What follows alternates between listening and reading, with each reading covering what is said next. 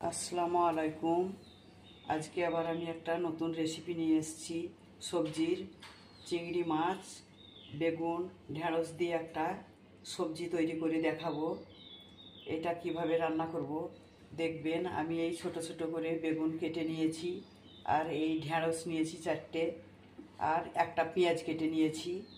একসঙ্গে ধুয়ে আমি হাঁড়িতে দিয়ে দেব।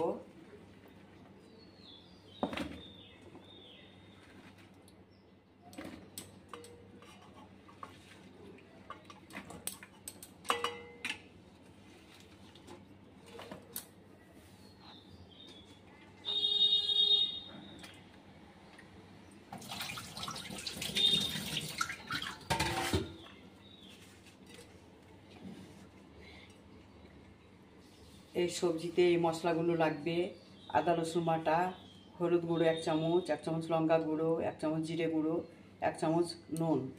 এগুলো আমি একসঙ্গে দিয়ে দিচ্ছি।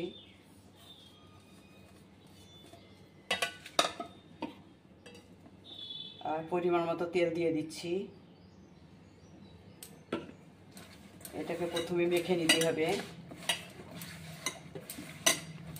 এই রান্নাটাকে বলে কাঁচা রান্না সাজিয়ে।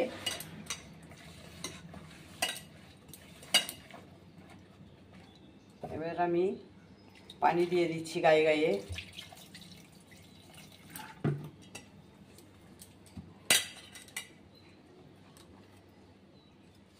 চিংড়ি মাছটা ভেজে দিচ্ছি না, কাঁচাই দিচ্ছি। কাঁচাটার টেস্ট বেশি, খেতে ভালো লাগবে।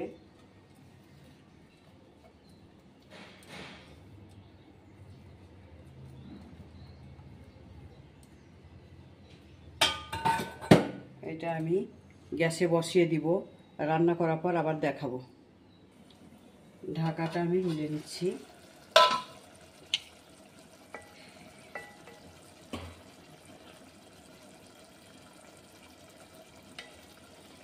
দেখুন কি সুন্দর হয়েছে।